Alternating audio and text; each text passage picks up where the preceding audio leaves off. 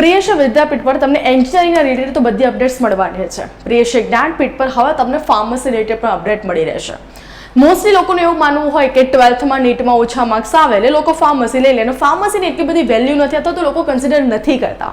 પણ આજે હું તમને એ જ વેલ્યુ સમજાવવાની છું કે ફાર્મસી એક કેટલું મોટી બ્રાન્ચ છે જેમાં તમારા ઘણા બધા સ્કોપ થઈ શકે છે. અને જો તમે ફાર્મસી પ્રોપર રીતે કર્યું તો મે બી શાયદ જે લોકો નીટના કરીને જે સ્પેશિયલાઇઝેશન બને છે એના કરતાં પણ તમે તમારું ફ્યુચર વધારે બ્રાઇટ કરી શકો છો. તમને આ જાણીને નવાઈ લાગી છે, રાઈટ? તો બસ આ જ હું પ્રૂફ સાથે તમને આપવાની છું. તો ચલો આપણે શરૂ કરીએ છીએ આજના વિડીયોની.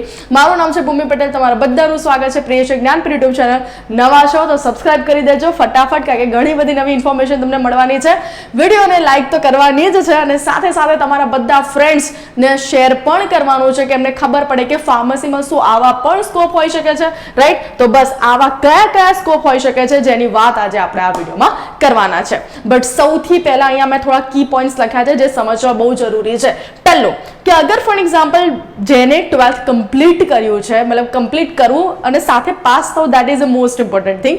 તો 12th કમ્પ્લીટ તો કરવું જરૂરી છે, પણ એની સાથે પાસ થવું, 50% એલિજિબિલિટી હોવી એ પણ જરૂરી છે. તો જે લોકો ફોર એક્ઝામ્પલ નીટ નથી આપી શક્યા અથવા તો નીટ નથી આપવાના અથવા તો નીટમાં સારો સ્કોર નથી આવતો તો એ ફાર્મસીમાં જઈ શકે છે. હવે ફાર્મસીનું એડમિશન કઈ રીતે થાય છે? ચાલુ જ થઈ ગયું છે. તમને ઘણા બધા લોકોને ખાલી એન્જિનિયરિંગની ખબર હશે. એસીપીસીના થ્રુ આપણું એન્જિનિયરિંગનું તો એડમિશન થાય છે, સાથે સાથે તમારે એસીપીસીની વેબસાઇટ પર જઈને ફાર્મસીનું પણ એડમિશન પ્રોસેસ માટેની તમારે ત્યાં જ ફોર્મ જે હોય છે ફિલ કરવાનું હોય છે. નેક્સ્ટ, ઘણા બધાને એવું છે કે ફાર્મસી માટે ખાલી તમારે બાયો કર્યું હોય તો જ તમે ફાર્મસી લઈ શકો. ના દોસ્તો, જો તમે ફિઝિક્સ, કેમિસ્ટ્રી અને મેથ્સ કર્યું છે તો પણ તમે ફાર્મસીમાં જઈ શકો છો. તમે 11th અને 12th મેથ્સ કર્યું પણ હવે તમને એવું લાગે છે કે નહીં, મને ફાર્મસીમાં વધારે ઇન્ટરેસ્ટ છે તો મારે જવું છે. હવે તમને એવું થશે કે ફાર્મસી એટલે છે શું? મેં એમાં ભણવાનું શું આવે? ફાર્મસીમાં શેના રિલેટેડ આપણે બધું રિસર્ચ કરવાનું હોય? Okay, pharmacy is not mean that કે તમે એક મેડિકલ સ્ટોર ઓપન કરી દીધો અને દવાઈ વેચો છો. અરે એ તો કોઈ પણ કરી શકે. હવે મને સારું થોડું ઇંગ્લિશ આવડતું હોય અને ડોક્ટરે મને પ્રિસ્ક્રિપ્શન લખી આપ્યા હોય તો હું તો એ સર્ચ કરીને આપી શકું છું. ના ભાઈ, બહુ જ મોટો રોલ હોય છે ફાર્માસિસ્ટનો. શું હોય છે? એક મેડિસિન બનાવી, જે એ જ બનાવતા હોય છે જે આપણે બધી મેડિસિન બનાવીએ છીએ.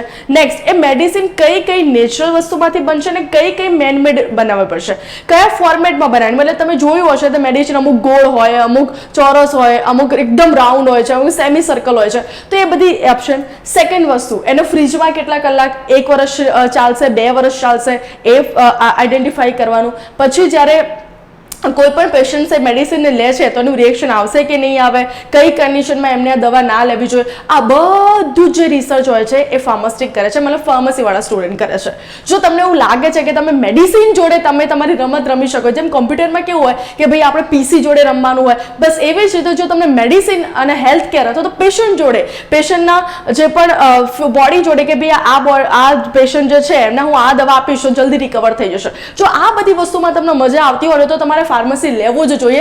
ડઝન્ટ મેટર તમે 11th અને 12th મેથ્સ કર્યું છે પણ તમને એવું લાગે છે કે મને આ સાંભળ્યા પછી તો મને ફાર્મસીમાં થોડો ઇન્ટરેસ્ટ જાગ્યો છે, તો ભાઈ કેરી ઓન, ફાર્મસીમાં ઘણો સારો સ્કોપ છે. અને બીજી વસ્તુ, ઘણા બધા લોકોને ઇન્ડિયા રહેવું નથી ને આઉટ ઓફ કન્ટ્રી જતું રહેવું છે. તો તમને બધાને ખબર છે કે ડોક્ટરવાળી લાઈન પકડીએ એટલે આઉટ ઓફ કન્ટ્રી આપણો સ્કોપ તો છે અને છે જ. તો તમારો એવો પ્લાન હોય કે ભાઈ આપણે 4 વર્ષ અહીંયા બીફાર્મ કરી લઈએ. બીફાર્મનો પ્રોગ્રામ હોય છે તમારો 4 વર્ષનો અહીંયા, જે તમારું 12th પછી તમારું એડમિશન થાય છે.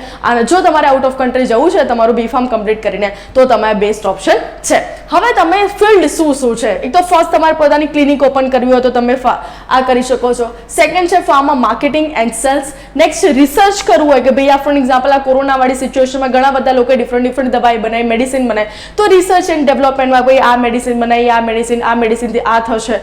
નેક્સ્ટ છે ઓન્ટરપ્રિનરશિપ. ઘણા બધા લોકોએ તમને ખબર હશે, ફોર એક્ઝામ્પલ મારે કોઈ સ્કિન ટ્રીટમેન્ટના રિલેટેડ, હવે મને બધું નોલેજ છે ફાર્મસી રિલેટેડ, મેડિસિન શું હોય, કઈ હોય, સ્કિન માટેની કઈ હોય, અને મેં પછી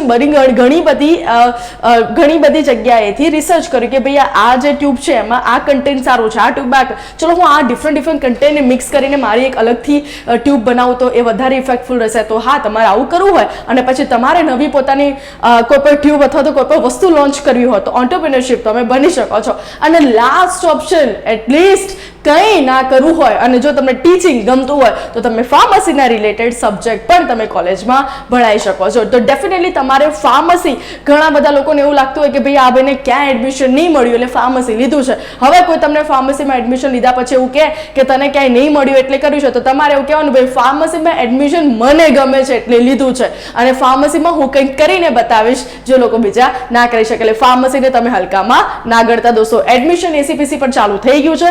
હજી પણ તમે ફોર્મ નથી ભર્યું, જો તમારે ફાર્મસીમાં એડમિશન લેવું છે તો ભરી દેજો અને એની બધી ઇન્ફોર્મેશન તમને પ્રિયસર વિદ્યાપીઠ અને જ્ઞાનપીઠ બંને યુટ્યુબ ચેનલને તમારે ફોલો કરવાના છે. કે કંઈક નવી અપડેટ્સ બંને વેબસાઇટ બંને આપણી યુટ્યુબ ચેનલ પર આવવાની છે તો બંનેને સબસ્ક્રાઇબ કરી દેજો. બસ તો આવી જ નહીં અપડેટ માટે તમારે અમારી જે યુટ્યુબ ચેનલ છે એ સબસ્ક્રાઇબ કરીને રાખવાની છે. હવે પછીનો જે વિડીયો આવવાનો છે કે તમારી ટોપ 10 કોલેજ કઈ છે ફાર્મસીમાં જો તમારે એડમિશન લેવું છે તો જલ્દીથી તમારા જેટલા પણ ક્વેશ્ચન છે કમેન્ટમાં કરતા રહેજો, એમને અમે પિક કરીશું અને એના રિલેટેડ તમને વિડીયો આપતા રહીશું. તો till then bye bye, take care.